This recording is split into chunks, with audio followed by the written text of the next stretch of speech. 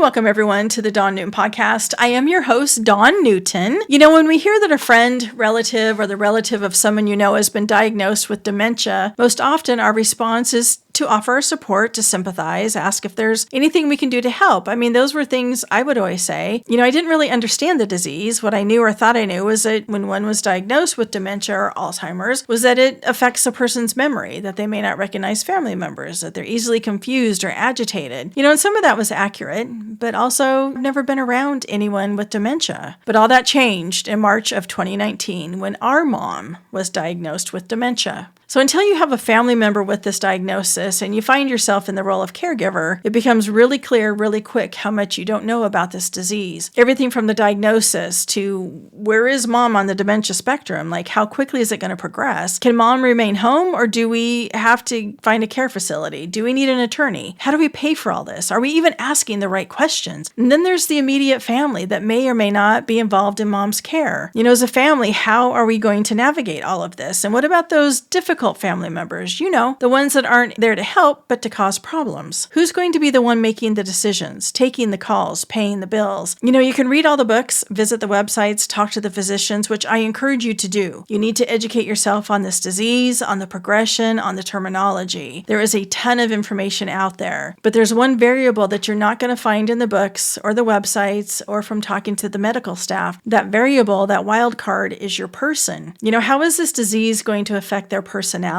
How is it going to change them as it progresses? In our case, mom was difficult. She was a challenge. She was strong-willed. She was fiercely independent. She was narcissistic. She lacked any self-awareness. She was a manipulator without a shred of empathy or concern for anyone else. She attempted to play everyone against the other, tearing her own kids and family down, yet somehow she always saw herself as the victim. One minute, she's sweet and charming. The next, she's mean and nasty. She wasn't one to accept help. She was quick to reject or sabotage any efforts to assist her. She was very smart. She had an answer for everything and was a very experienced and masterful liar. This is just who she was. This is the person who raised us. This was her pre-dementia. So you can imagine with those personality and character traits, our dread, our concern as to how we were going to navigate her care now that she's been diagnosed with dementia. So this podcast that you're listening to is the introduction to what I'm calling the Roberta Series. Roberta was mom's first name, and my intent and my hope with this series is that it may provide support or some guidance or empowerment for those of you or someone you know who's caring for a really difficult parent, and in our case, a difficult parent with dementia. The harsh reality is that you're losing your loved one, your family member, and this journey is going to take a toll. You're taking on a lot. There's so much to this disease and its progression that you just don't realize until you're in the thick of it. Not to mention your own emotions, the memories, your history with mom or dad. And then there's the secrets that you discover while cleaning out the closets or the files that have been hidden from you since before your first birthday. The biggest influence for me sharing our story was at the time when hospice was called in. The hospice coordinator had called wanting to get to know mom, her childhood, her parents, siblings.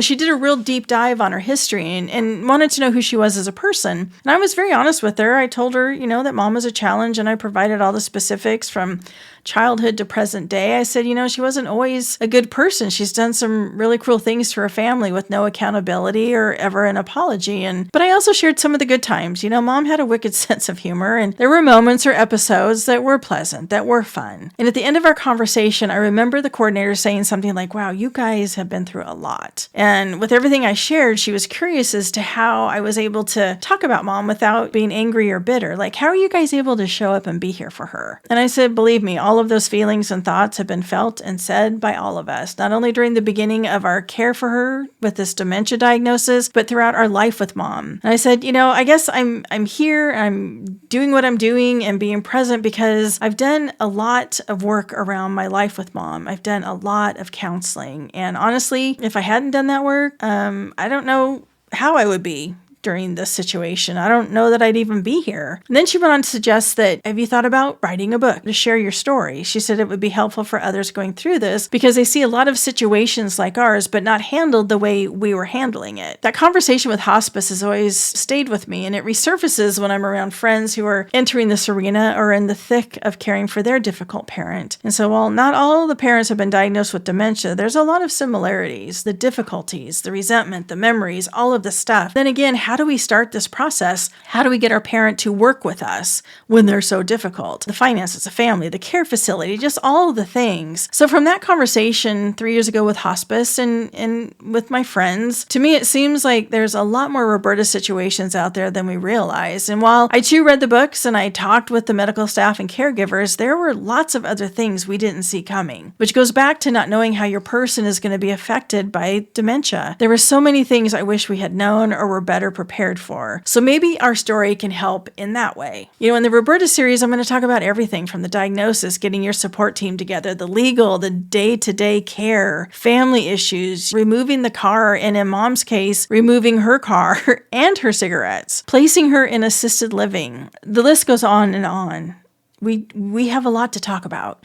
As I wind up this introduction, I would like to close with a few statements, disclaimers, if you will. I want to make it really clear that I'm not using this podcast as an opportunity to trash talk my deceased mother. That's not what this is about. Mom was difficult. She was narcissistic. She was all of those things. We, the family, her physicians, her caregivers, we knew this about her. Everyone saw it. And at some point, we're on the receiving end of her personality. We talked openly about Mom. We had to so we could navigate her care, to create an action plan, not only for her, but for ourselves, which included being prepared for her rejection, her sabotage, or even the repeated calls to 911. And as I said, she could be very charming, very convincing. She had an answer for everything, and she was very quick, and she could also turn on you in an instant. And she did. One time she chased one of the caregivers out of the house. So up until she was placed in a care facility, we had to be on our toes and stay as far ahead of her as possible. And for the most part, we did. And it wasn't just me that was caring for Mom. My husband Daryl, my brother Brian, his wife Kelly, we were all involved.